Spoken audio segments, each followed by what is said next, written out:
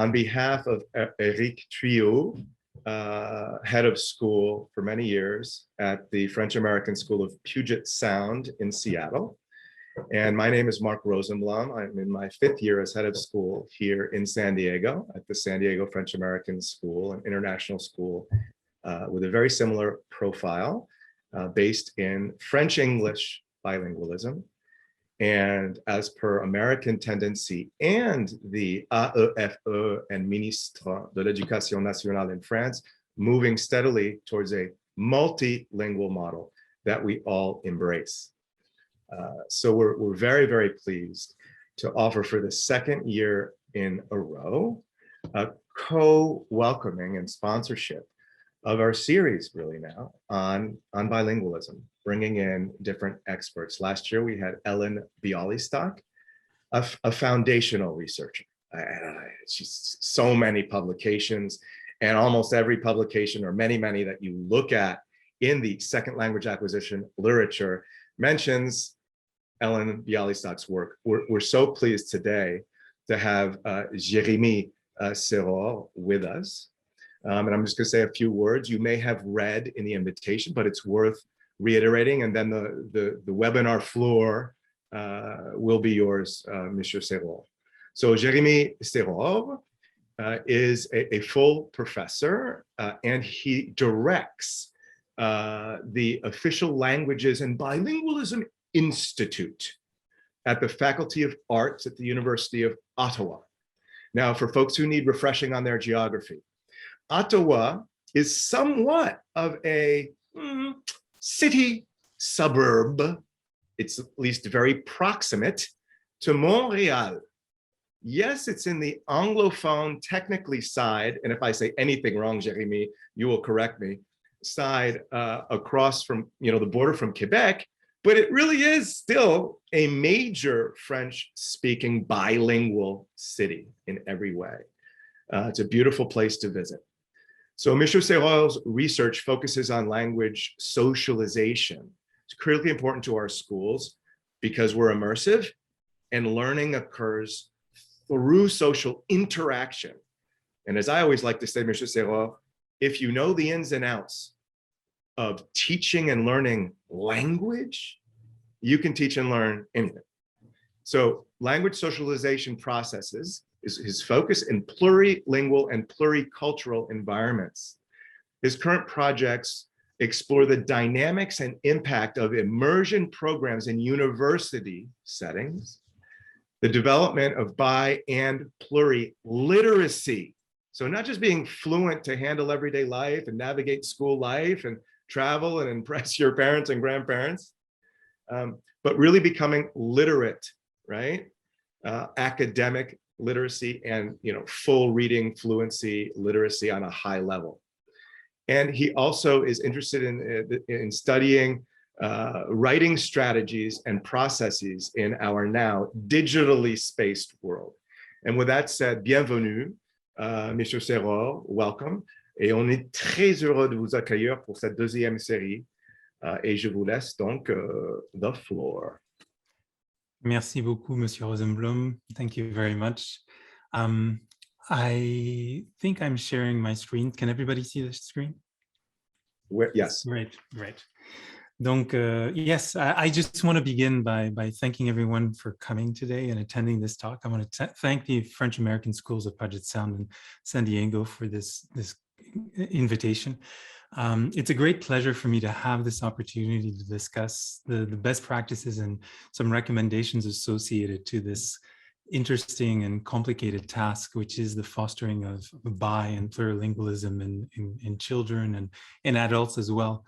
And in the time that I have today, I'm going to try to present a brief overview of some of the key concepts which have emerged, drawing not only on the research in bi and plurilingual education, but also in my own personal experiences. As someone who experienced a bilingual upbringing, I was raised in an all-English region of Canada on Prince Edward Island, but raised by French parents. And now the father also of trilingual children, because at one point I went to Japan, taught English and French there, and met the love of my life. And now we have children who speak French, Japanese, and English.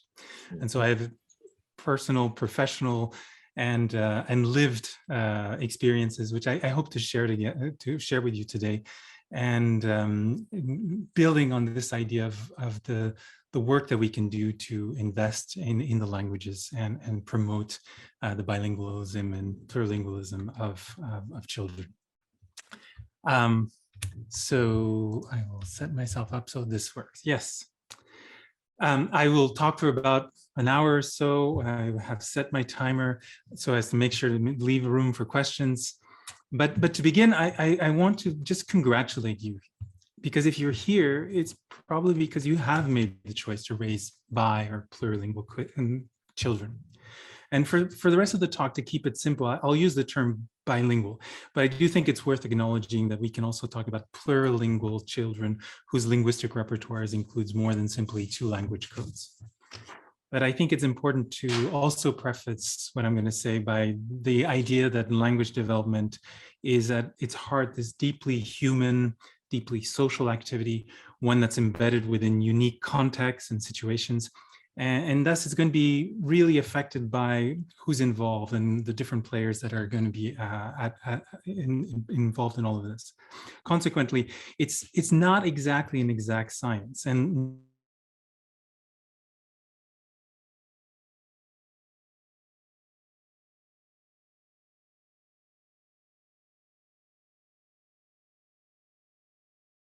the languages are involved and the unique circumstances of your families.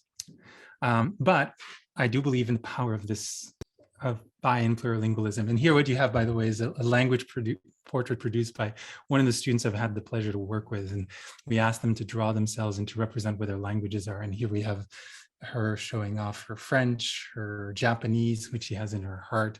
Of course, she speaks English as well. And here she said, "Veux-tu lire Simone de Beauvoir ensemble?" So this is what we want to achieve, or what we want our children to achieve. It's useful to ask ourselves why we want to achieve it. And just to go back on the idea that bilingualism entails adding, one of the most powerful abilities that we have as humans. It's what distinguishes our species from other animals, stand and act in the world through language. And we don't just become bilingual to pass a test or to impress others on the job market, even though we know it does make a difference. We bilinguals get paid more very often, and large international business companies do seek well-educated bilinguals to work in the global marketplace, especially in this increasingly global world that we live in. But bilingualism is also about what it does to our brain and the whole range of social, educational, and relational factors that transform who and what we are. I like to say that it's a little bit the closest that we can get to changing our operating systems. If we're much more than computers. But when we do become bilingual, we just enrich ourselves and change things and open up all these possibilities. And if you don't believe me, here's another small testimony from one of the students I get to work with, where she talks about what it means to be bilingual. Now, this is a university student, so she's in her 20s at this point, but she says, "C'est une expérience incroyable to be bilingual. If you think you might want to do it, do it. You won't regret it. It'll open so many doors. It'll just change your life and take in a direction where you can do everything you want. You won't be limited in any way, and it's such an asset, even if you don't necessarily see yourself working in Ottawa or in Quebec, specifically in a French-speaking place. Such an asset to anyone." But of course, let's be honest, fostering bi plurilingualism does require work. But I think the most important message that I do want to stress here is that whatever you can do to help your child learn another language will be worth it. What are the advantages? Well, we know research suggests that the impact of bilingualism leads to multiple advantages. These include a better sense of self-worth, of identity and belonging, with benefits accrued not only for the individuals themselves, but also their families and communities. If you have members of your family who speak other languages, there is nothing nicer than to know that your children are going to be able to speak with their grandparents and have that connection with the languages that are going to be their strongest languages. Bilingualism also fosters communication and mediation skills. which often lead to greater openness, the appreciation of other cultures, and the ability to deal with complexity and to connect and develop deeper relationships with others. It's one of those skills that those big companies that are looking for educated bilinguals are looking for. They figured out that the mediation that bilinguals do, moving from one way of seeing things and saying things to another, is something that is actually useful for all kinds of things in life. Bilingualism also simply allows us to see and play with the world differently, literally accessing it through more than one code or operating system. Again, develops our brains.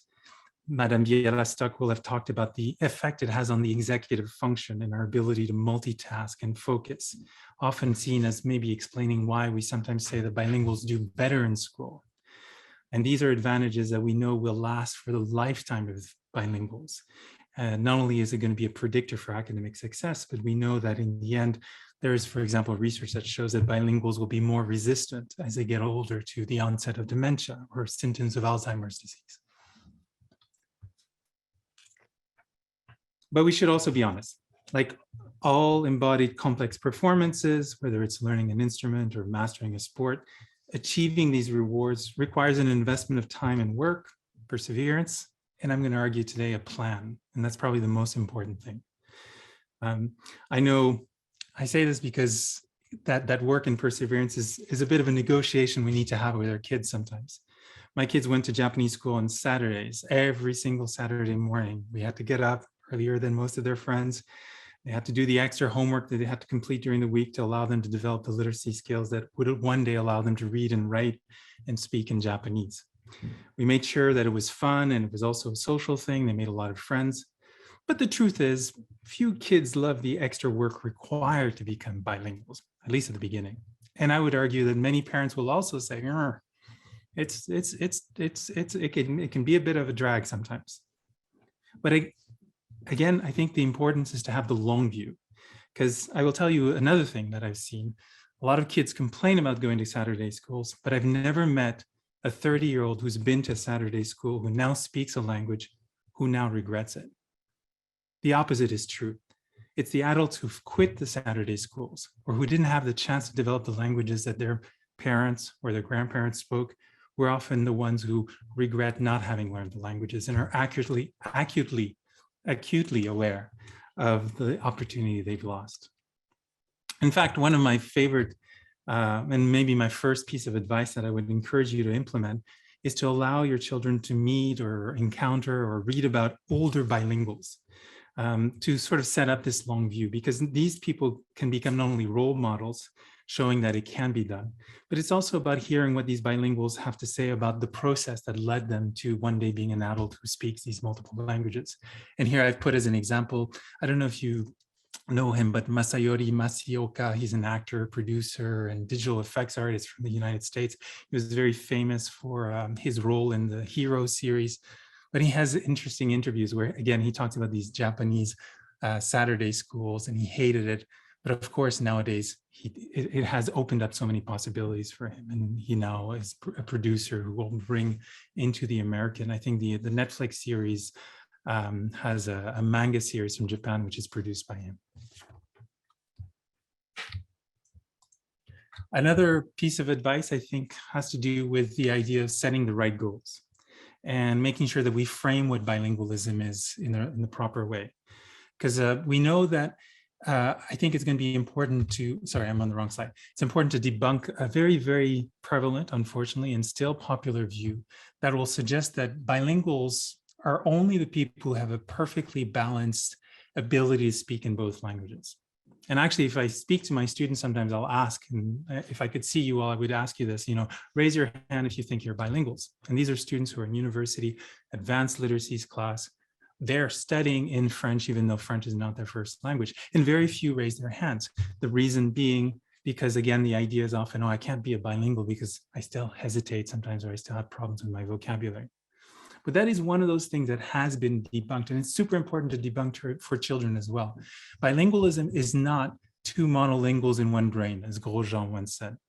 Bilinguals, in fact, come in all shapes and sizes, and their language abilities are going to be the natural result of whatever their contexts are. So if you speak more of one language all the time, you'll be a little bit stronger in that one. And as your context changes, you may actually evolve, and the bilingualism is fluid and will evolve over time depending on what you're doing. So balanced bilingualism is very rare and doesn't actually represent a normal state of bilingualism. Most people are bilingual. They're not going to be perfectly bilingual though, and that's normal. And that's something we need to tell our kids. I say this because otherwise what we're doing is we're presenting them with these idealized and unattainable goals. A lot of these little kids, and then sometimes teenagers in particular, sometimes will give up on the idea that they can never be bilingual because they've got this idea that, oh, it means it has to be like this one rare person who has, and the people who are perfectly bilingual have had a situation where they were probably almost 50-50, almost equally speaking both languages all the time. And again, that's not the situation for everyone. I like Grosjean's definition, which says any individual can use more than one code in their everyday life, even with only emergent and involving competences of bilingual.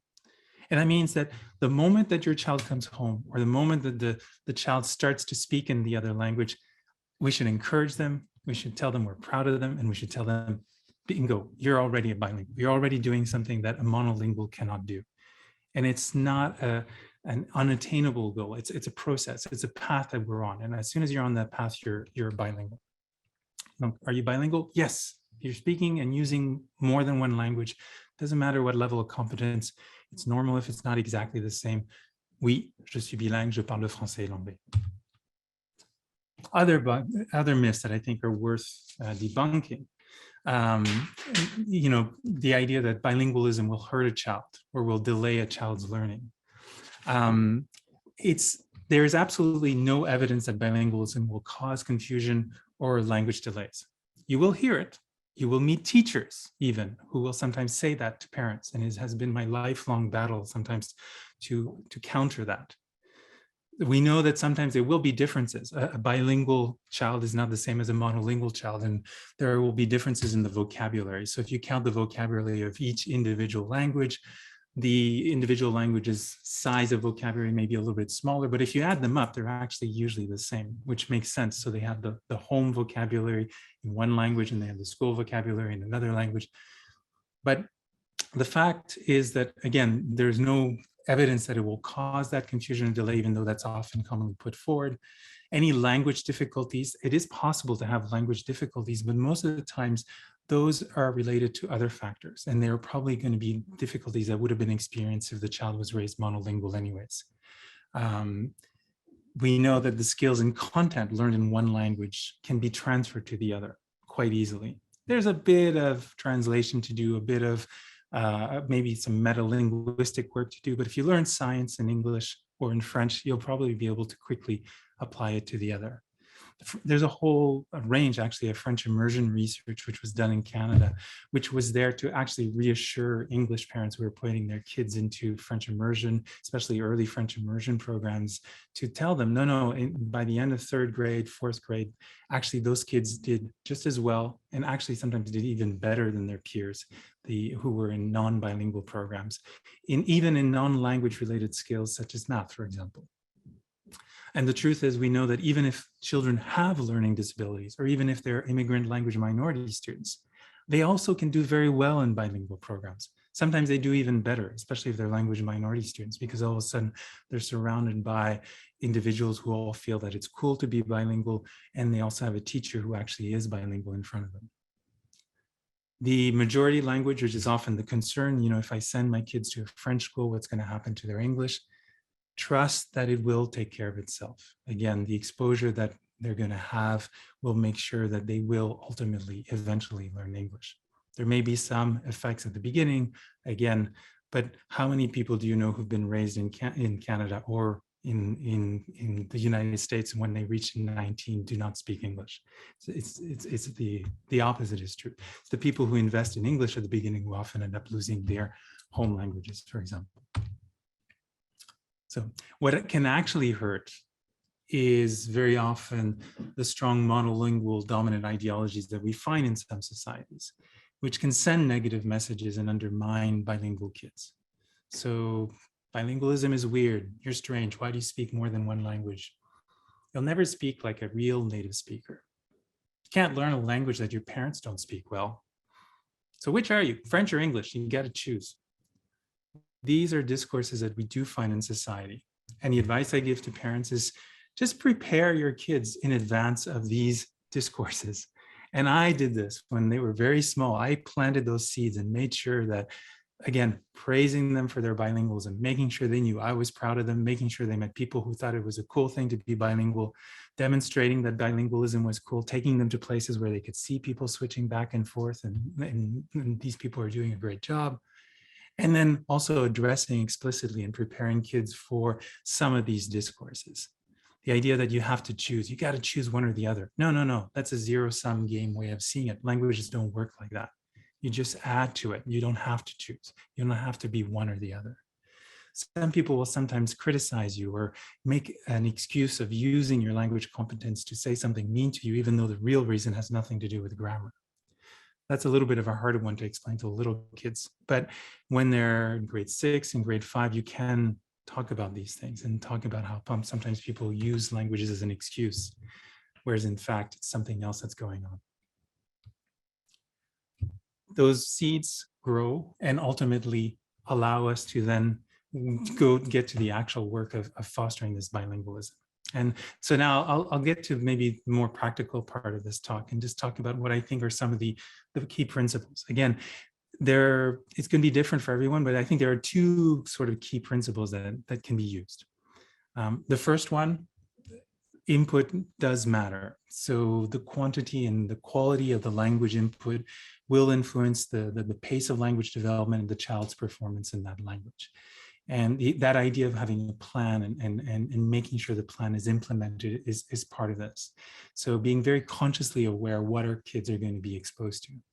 The less exposure to a language, the more chances that a child will be hesitant to speak that language. The more exposure to that language, even if it's not a language you're focusing on, the more chances that the child will actually pick up some of that language.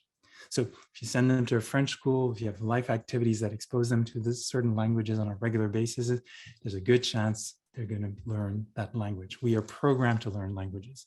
Kids sometimes do it a little bit more easily. I would argue not so much because the brain is better when you're a kid as much as it's the situations. Few adults are forced to go into an all French environment like we sometimes force our kids to do it.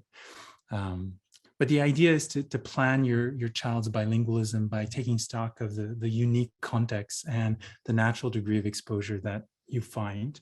And then based on your goals, adjusting and making sure that you set up a plan that will work for your situation. So you've probably heard of these various strategies for promoting bilingualism with children.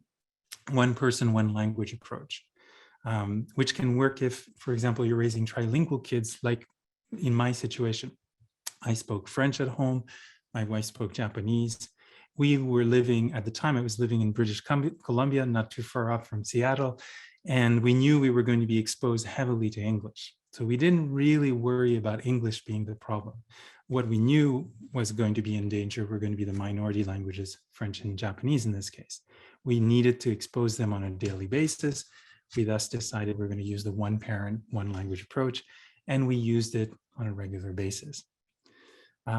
It can be different though. I have friends who have raised their children where it's an English-speaking, English-dominant dad, and the mom is French, and they were living, again, in an English environment.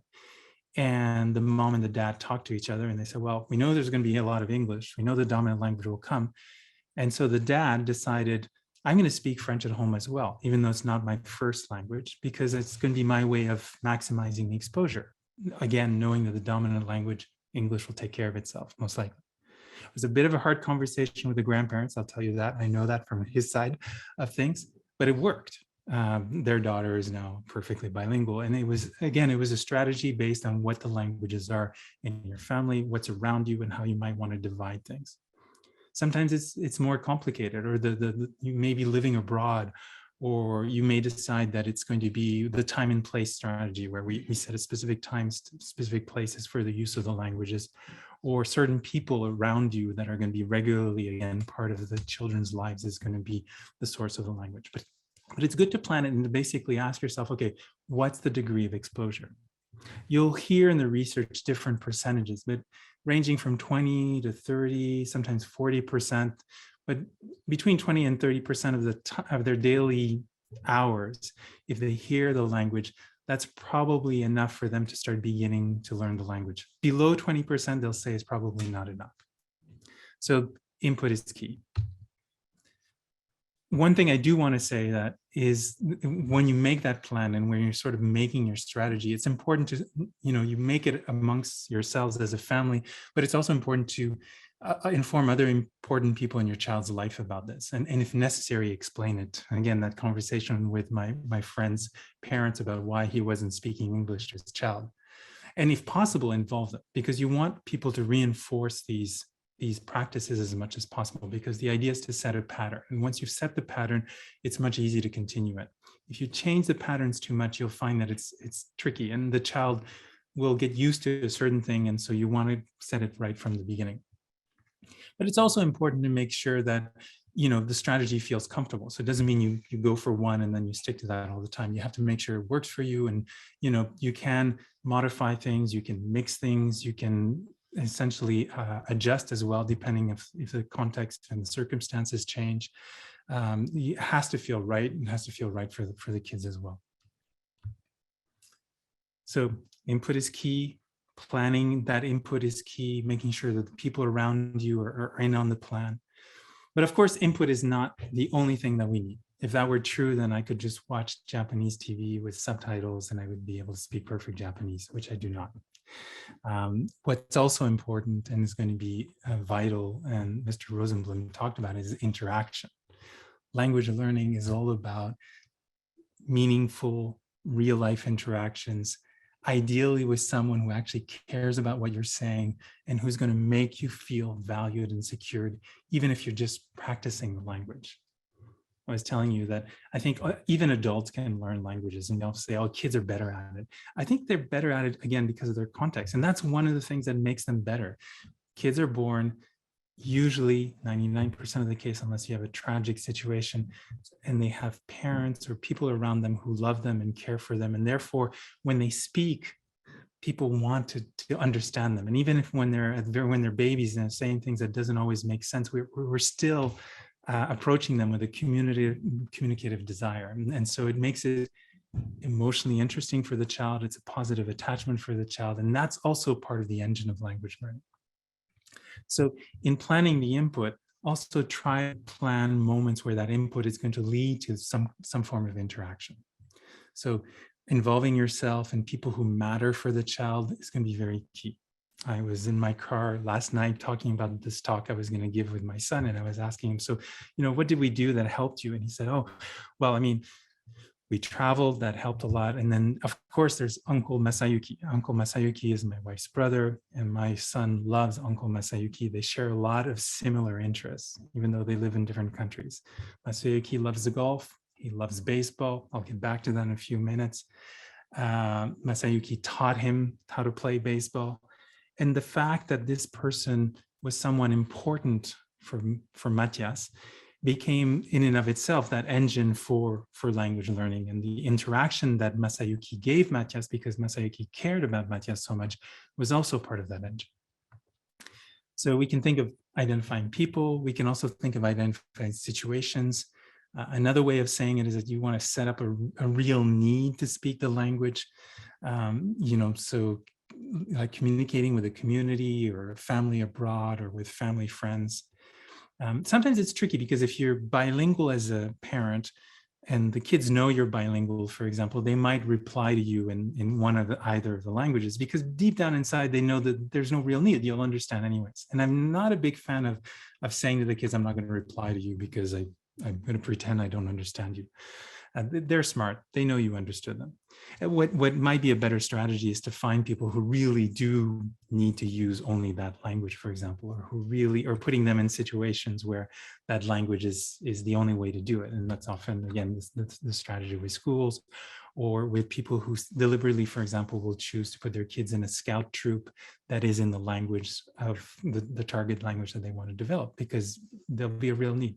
And if you've seen kids who code switch a lot, you'll know that as soon as they're in the place where they know that code switching doesn't work, they'll start using the target language a lot more.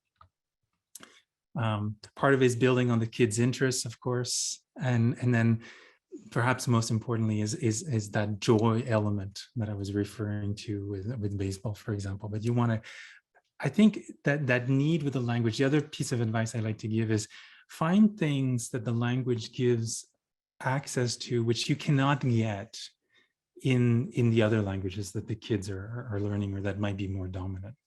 So graphic novels are often recommended when we are talking about encouraging kids to learn to read, because we know graphic novels can be very enticing. And I have 2 boys, and my boys love comic books and things like that.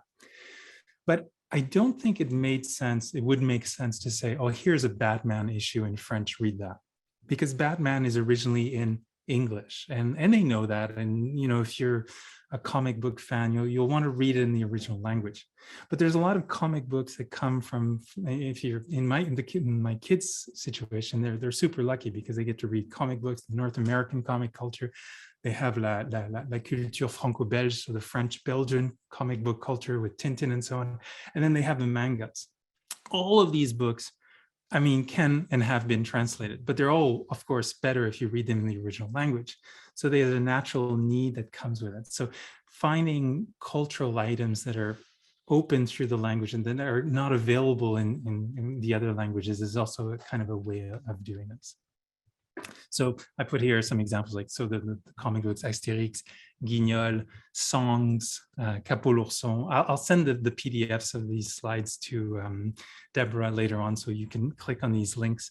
Zaz, if you don't know her, who's a great French singer. These are all things that you cannot access on the English side, and so you want to learn French all of a sudden. So it's the whole range. It's reading books, it's magazines. COVID, I think in some ways has helped a little bit. Technology helps with this because we now can access these cultural items and artifacts much more easily through the internet. We can find these things, or libraries now I have the ability to take out a book electronically from libraries from all over the world. So that can be fantastic. Movies and TV programs, something like Ici Tout TV, which is the Radio Canada website, which does offer, by the way, I think there's 2 levels. For the full level, you may have to pay something, but there are a lot of TV programs, documentaries, including kids shows that are available for free now. Netflix is kind of amazing just because there's so many subtitles now that are available, or languages that can be switched, or you can find series that have been made and that are culturally relevant for all kinds of cultures and languages. Radio, podcasts, music, games, recipes, again, all of this stuff. Travel, I would say, is also one of those key things. It's a trickier and I know a more expensive option, but whenever you can bring, it could be traveling to a festival. Actually, it doesn't always have to be long distance, but anytime you can bring, especially when they're small, the kids to an environment where the language is used daily for everything, or in a way that really shows that it's alive and it's not just a game that they're playing with mom and dad, and it's not just a school language, is going to reinforce this powerful idea that, oh, this language is neat and gives me access to something that I would not have access to unless I'd gone there. So one of our strategies when the kids were small, we regularly went back to see my grandparents, my parents, and then my grandparents in France, so they could be exposed to seeing France, for example. Or of course, now we live in Ottawa, so they get to see French being used on a daily basis in the stores, and they hear it on the radio and things like that. But we also did that for Japan. We made sure Japan was a priority because we knew that was going to be the weakest language in the North American context. But it allowed us to do things like, for example, bringing Matthias to those baseball games that I was talking about. And I just have this short clip, but talking about what that need does and how it creates this sort of natural language learning desire on the part of the kids. Matthias, and this is Masayuki, so his uncle. Masayuki loves baseball and would take Matthias to these baseball games, the Tokyo Giants baseball games. And if you've ever been to a Japanese baseball game, it's a little bit different from the North American styles. I mean, we're big fans as well, but in Japan, whenever the team is batting, there are a series of songs that are sung, and there's a different song for each batter. And the fans, the hardcore fans, know what these songs are, and they'll sing them right before the batter gets to hit. And he was young at this time. I think he's like 8, but he went to those baseball games and he quickly learned all of the songs for the different batters. Here's him singing along. So very quick. But it's a good example of, because it meant something to him, it meant something to the people he was with, the people that he cared about, and it was embedded within an activity that he cared about. All of a sudden, he was going to learn a language which was difficult to learn because it's completely different from French. It's not something he would have been exposed to regularly when we were living in Vancouver or even in Ottawa. And all of these things are part of what we're trying to do. I put la galette here because I have English friends who don't know a lot of French, but they know the word galette because they love la galette, because we've exposed them to them. I've invited them to my house and they think, oh, this is the greatest cake ever. And they love the whole game of, putting the kings and deciding who the king is. Or I put the Oreos in milk because those were my first English words ever spoken. I still remember being like a 3-year-old and going to see this old lady who was really nice, who lived next to us. And she would give me something that my French mother never gave me because she didn't buy Oreo or cookies, but she would give me Oreos and milk. So my English words were, cookies and milk, please, because I wanted those cookies. So there was a natural need. And again, she was being nice to me and it was a positive association. So I think it's interesting to also talk about the fact that sometimes what do we do if we don't speak the language that the child is learning, which is a situation a lot of parents face in Canada and I think in the States as well. Again, it is a myth to say that you cannot promote or support your children if you don't speak the language that they're learning in school, for example. I was not a strong speaker of Japanese. I understand it. I would be now, I'd say I'm an intermediate level Japanese speaker, but I never felt that I couldn't support them in some way or another. So even if you don't speak the language, you can do things with them and you can send messages. And very basically, if I send the message that I think the language they're learning is cool, again, I think that bilingualism in school, that's already a great first step. And even though I may not perfectly master the language, there's all kinds of things I can do where I'm asking them to share with me the language skills that they have. So the ability to use bilingualism or bilingual text or some forms of translations or translanguaging, as it's often called nowadays, where you're using 2 languages simultaneously, is also something that you can do and can encourage and allow you to spend quality time with the kids in a way that allows you to be involved in this, show them that you're supporting them, but at the same time, still developing their bilingualism. So reading a book or listening to a song in both languages. There are different variations of this, but you could have a storybook that you're going to read with your kids. And of course, reading is one of those wonderful activities to provide input for the languages. And because you're providing input, and of course you have all these interesting conversations that come with the activity itself that allows you to develop and scaffold all kind of knowledge and language development and so on. But if my kid speaks Japanese or is learning Japanese and I can't read the Japanese text, nothing stops me from either asking mom or asking the teacher, okay, tell me what the book is about so I know in advance. And I could ask my son to read it to me. And even if I don't completely understand it because it's Japanese, I already know what it is. And so we have a kind of bilingual moment where I could ask him questions about the story, having him read it to me and me saying, that's great, that's cool. I really wish I could do the same as you, is all, again, sending this incredible message. Other variations where you might have the same book, one in French and one in English, and then you take turns. For example, I read the English version, the kid reads the French version. I've got the English version in French, like reads a French page, I read an English page, we take turns reading together. We can use these as they get older. There's some interesting language work that can be done where you compare what language looks like or how the translations have occurred when you look at the translations. If you've read Tintin, it can be very interesting, for example, to compare how the Capitaine Haddock's swear words are translated into English, and kids usually like to look at what the equivalents are. We can look at grammar items. We can look at sometimes cultural things that happen when we look at how things are written or done. we can watch series again in French, even though I don't, maybe if we don't speak French, maybe you could watch the Lupin series on Netflix, which is a great series, by the way, family friendly. Kids, and actually a lot of university students in my classes seem to really enjoy this series. But because the subtitles are there, I'm able to watch it with them, enjoy it with them, have conversations with them about it.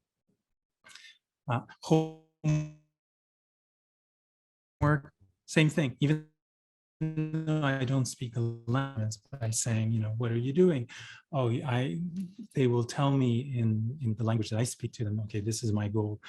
I can still help them generate ideas.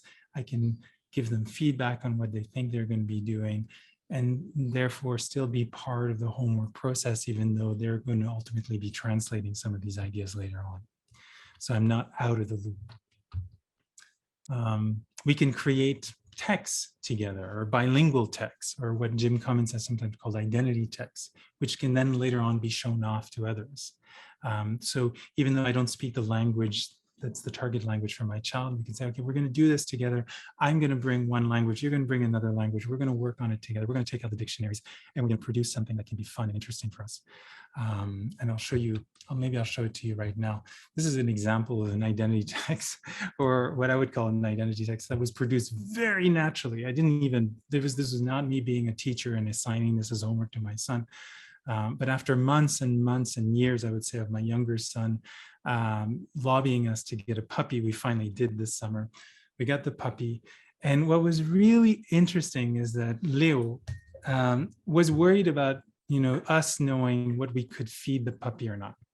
And so he took out this sort of white sheet, and then he wrote on it like all the things that they can eat and they cannot eat.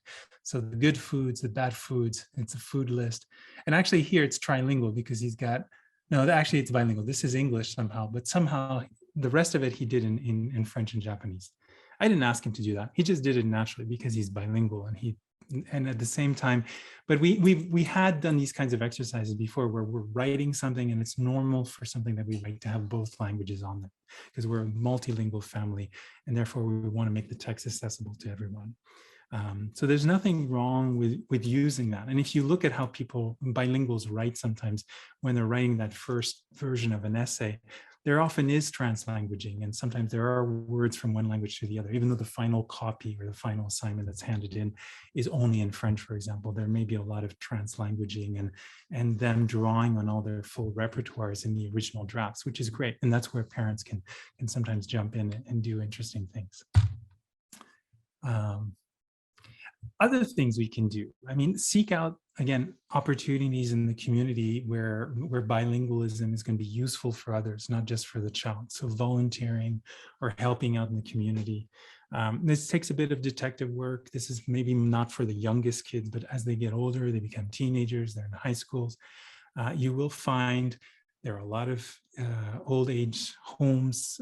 Now during COVID, it's a little bit more difficult to visit them, but who are always looking for volunteers, where younger, and often younger teenagers are great because they don't see as many of them, will go and talk to and just spend some time, play games, play music, listen to these people who are in old age homes.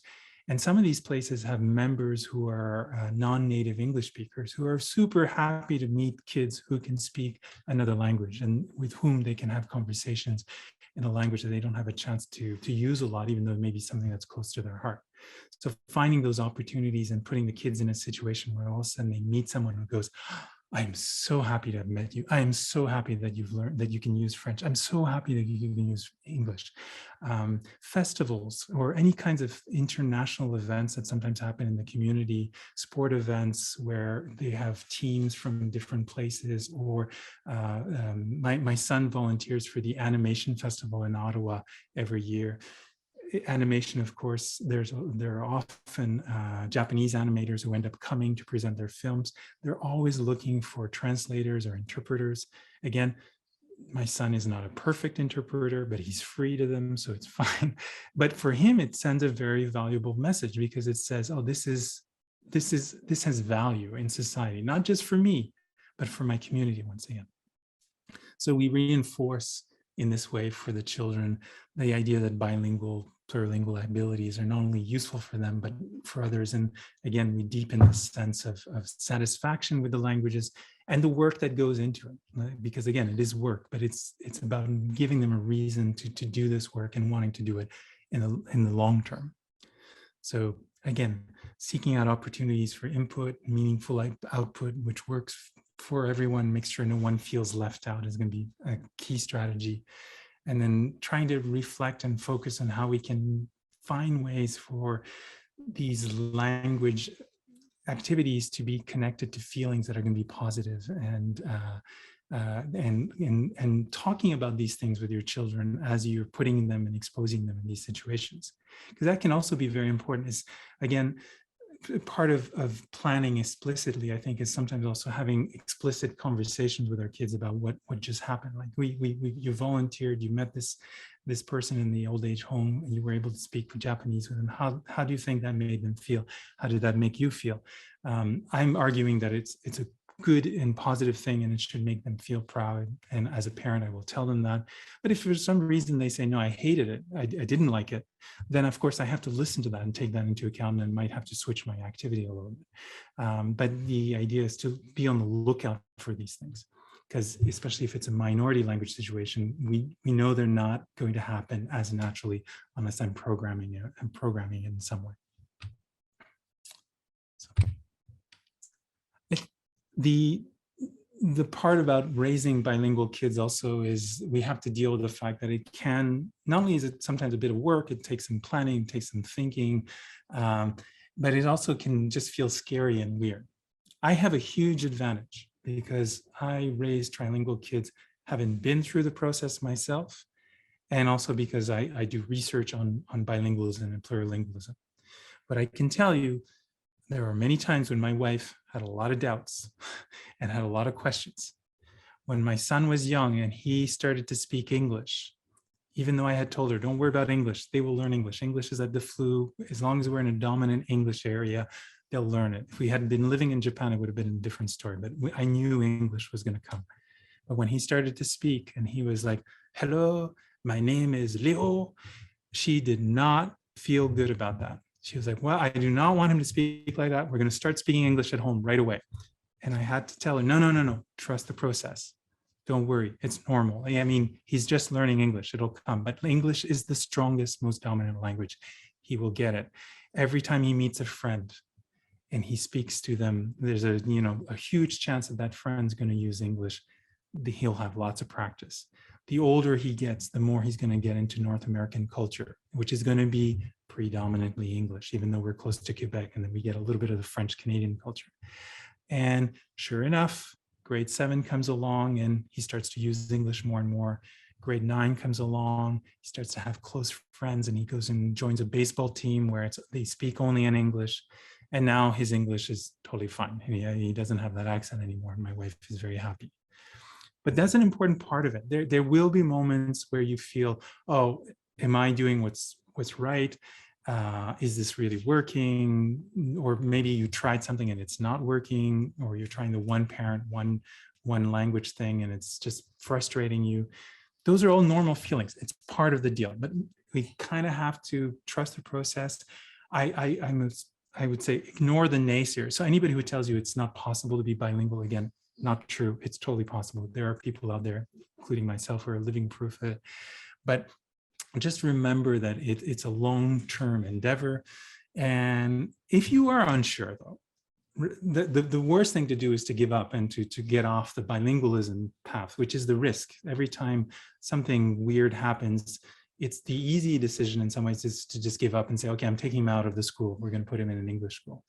Or sometimes when kids have difficulty in school, I'm not going to say this happens in the French language schools, but in Canada, research shows that there are some teachers who will tell parents, oh, little Billy's having some problems in French immersion, maybe you should put him in English.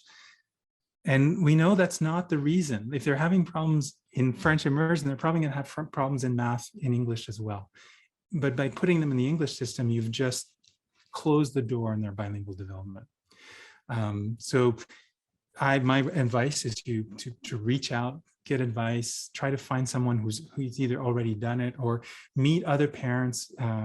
Again, easier now with technology to have Facebook groups where we can talk to people and share tips, encouragement, and then sometimes celebrate together as well what our children are doing. This becomes even more important the more rare and more limited your language is. So if you speak a language that's hard to find on the internet and so on, again, things like Facebook and the ability to look in the community and find each other, and then creating play groups, for example, for kids when they're small, so that they have at least one or two friends that they can use the language of playing the languages, is going to be crucial. But again, it might feel scary and weird, but just remember, trust the process, ignore the naysayers. That's my big advice on this one. The other thing that often makes people feel weird is the code mixing. So kids come home and they at one point start to mix English and French, or French and Japanese. The big message there, and you've probably heard it before, is that code switching or language mixing for bilinguals or trilinguals is totally normal. It's a very spontaneous thing that kids do because they are bilinguals. And again, it's not two brains in one. It's a complete repertoire. And what they're actually doing is doing a very creative and powerful thing where they're going, oh, I've got multiple instruments. I'm going to play both of them, and I'm actually going to mix them up a little bit and see what I can do with it, and we can have fun with it. This will depend on context and circumstances as well, because code mixing in some regions and even in the United States is actually part of the local community and can almost become an identity marker, where people who code mix use the code mixing to sort of recognize each other. I worked, for example, a lot with Japanese students who were studying in Canada and then would return back to Japan. And these kids would come to Canada, study in Canada because they wanted to learn English. But one of the interesting things that research shows is those kids, when they come back to Japan, tend to use code mixing. So they mix Japanese and English, not because they can't speak Japanese. Japanese is their dominant language, but they do it sometimes almost as a way to identify by hearing who are the other kids who've gone abroad. Because only the kids who've gone abroad and have a certain level of English can do those kinds of things. So when they go back to their university, the kids that have been in my program were famous for being code mixers, and they were using it almost as a way to say, hey, I've been abroad as well. And I mean, you'll also notice that the way they code mix can be very reassuring, because the code mixing itself has rules. They often will fit the code mixing within the grammatical structure of the languages. It's not completely random all over the place, which is, again, just a sign of there's different kinds of grammars. They're mixing the grammars, but they're doing it in a way that still makes it grammatical, which is kind of fascinating for linguists. And again, a sign of how resourceful these kids are being. If it worries you, or if you're encountering it and you're wondering, what am I supposed to do about it? I mean, it is useful to ask yourself, why are they doing it? Is it for fun? Which it often is. Some of the best jokes, if you're bilinguals, are jokes where you're playing on one language and using something else from the other. Is it being creative? Because it often is sometimes creativity. And again, the power of the bilingualism is that they have access to two systems. I still remember the day that my son was learning French, and he was learning how to spell. And the word he was trying to spell is squelette, skeleton in French. And squelette in French has two T's in the word. And I asked him, how do you remember that there are two T's? And I told him, when I was small, I used to say squelette to kind of remind myself that there's two T's. And then he said to me, oh, no, it's much easier than that. I know there's two T's because un squelette a deux mains. A skeleton has two hands. And I was like, what the hell are you talking about? It did not make sense to me. But again, talking about these things and having those meta-linguistic conversations is key. He says to me, because in Japanese, hand, the word for hand is te. So a skeleton has deux te, à deux mains, which is a visual thing, which is true. It was just his way of remembering, which is something only a bilingual Japanese French person would be able to come up with. But it worked for him, and he never gets it wrong. The identity could be part of it. Sometimes it is also reflective of the input. What are they hearing? Are people around you code switching a lot? In which case it's totally normal that they be code switching and code mixing. Or is it essentially part of what the input that they're receiving, which again could be something to think about in your planning or the family planning that you're doing. Can I find, if there's a lot of input where there's code mixing, can I find different sources of input, different activities, different kinds of people that I can put them with where they're not going to be mixing? So I know my kids presently go to a French school in high school, and there is code mixing on the playground. It's very normal. They're all bilingual. They're speaking English. They're mixing it with French. But I know if I send my kids to my parents' house, my parents never mix English and French. So I know that they'll be exposed to sort of an all French only situation. So I can be strategic in that way. It could also be, and this is a reality, it could be some kind of insecurity with one of the languages. Essentially, if the input hasn't been high enough, we can also code mix because we just don't have the word. So we can say, Papa, je veux manger du sakana. Sakana means fish. Like if they don't have the word fish, they might put in sakana or whatever word they have. That's a different situation. In which case, the big thing to do is not to reinforce the insecurity or not to make them feel bad, because what they did is they actually still tried to communicate, and they're using the resources that they have to communicate with you. But it might mean, again, that this is a little bell for me, a warning bell saying, oh, I've got to boost the input so that they have the words that they need.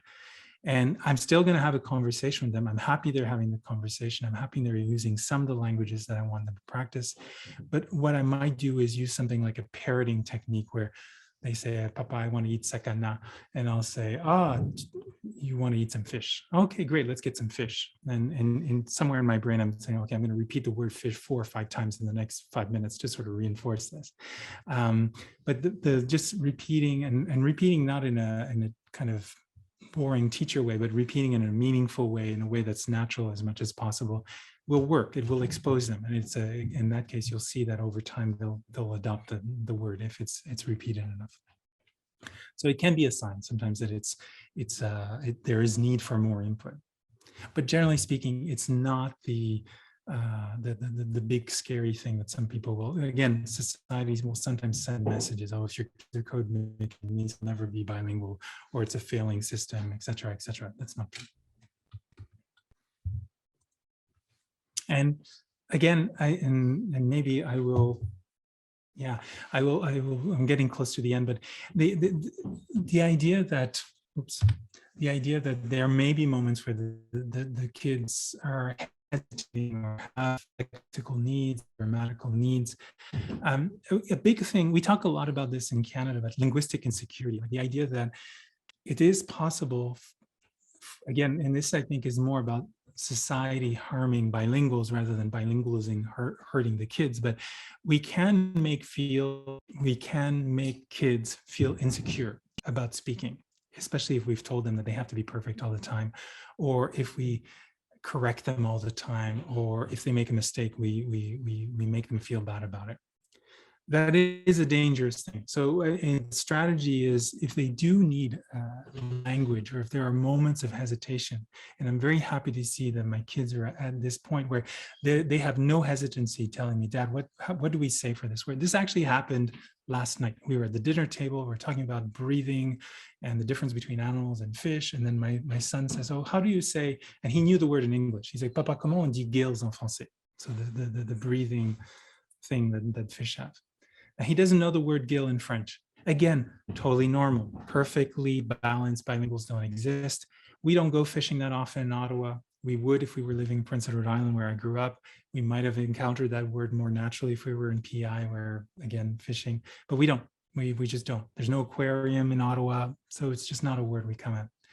But what I do use is say, okay, this is great. This is a good moment where I can reinforce, hey, it's okay to ask for that language. If anything, it's something to be celebrated. You are a language learner, you will be a language learner for life, and you're interested. Whenever there's a word you don't know, you're not just giving up, you're interested in finding out, you're reaching out to someone who might know it. And my reaction, let's check. Let's look on the internet. Let's use the tablet. And so even demonstrating or modeling the strategies that kids can use with no shame, if anything, with a celebration of the fact they're looking and doing that investigation and showing them how they can do it, whether it's by looking it up in a visual dictionary with the little kids, or showing them some of these cool resources that now exist on computers, such as Lingui or DeepL, which have these fantastic translation tools, which are basically very sophisticated dictionaries, will allow us in this case, ah oui, les branchies, ou les oui, which is not here, but it was another word that we came up with. So there's two words for it. And even I wasn't, I did not remember the word oui. I was surprised by that, O-E-E-S, as being a synonym for the branchies. But so using moments of language hesitation or code switching also, or just moments where they're looking for the language and helping them and modeling how you would do it can be a great thing to do, and will promote that bilingualism. So in the end, I think I like very much, again, I'm going to give a few recommendations for books that I like.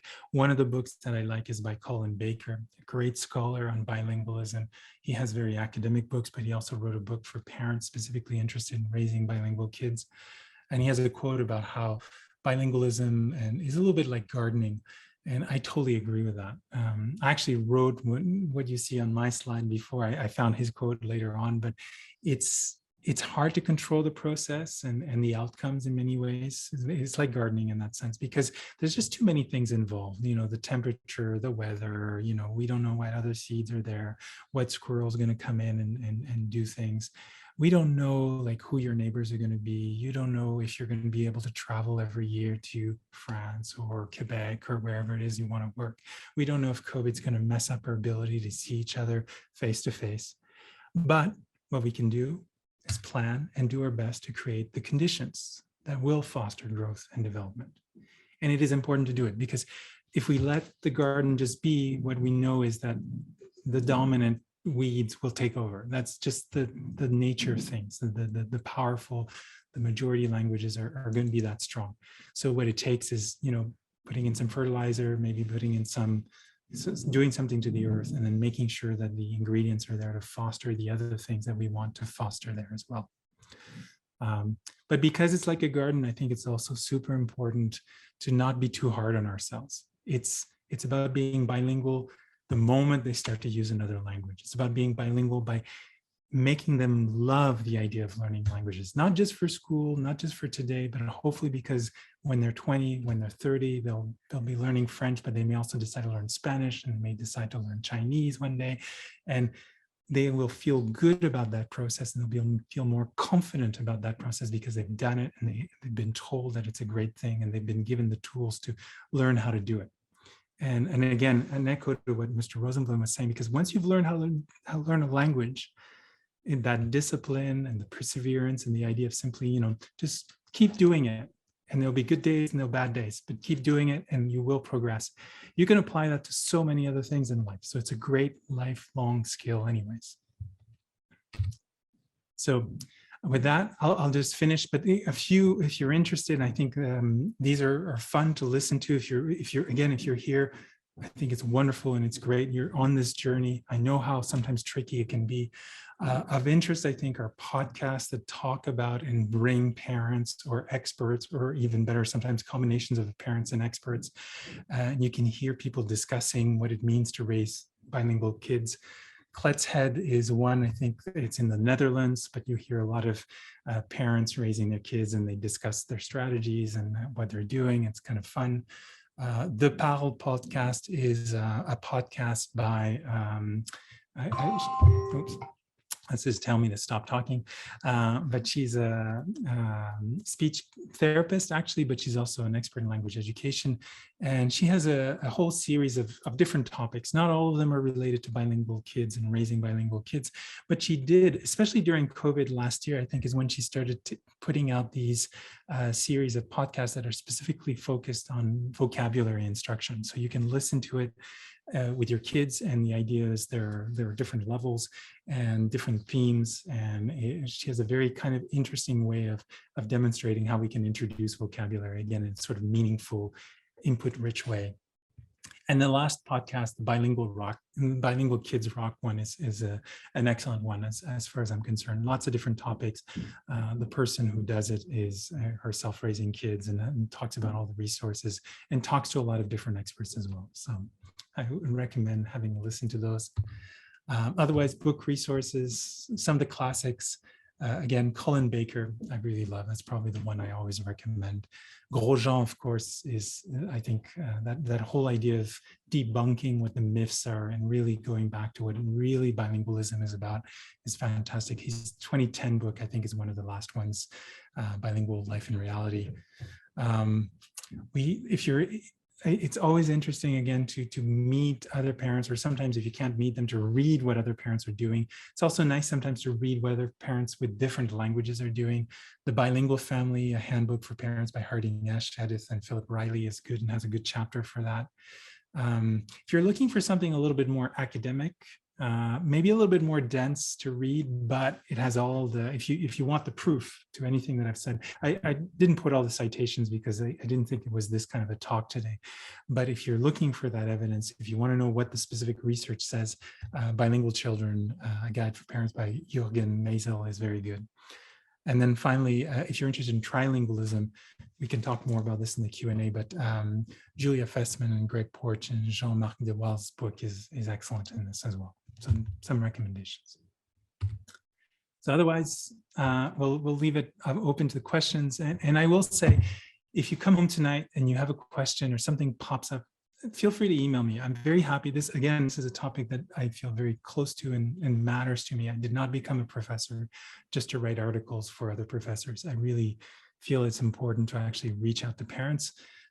So if you send me a question, I'll do my best to answer it. I may not answer it immediately, but I'll do my best to answer if you send, but otherwise maybe we can have the conversation now. So that, thank you. Merci beaucoup. Jérémie, I loved it. You could have kept going, thank you so much. I know Mark has a few questions because parents had already sent us many questions for you. But I want to thank you. I was not raised as bilingual at all. And I came in the US 8 years ago. I taught at the school, and it was a very interesting experience, to discover the bilingualism.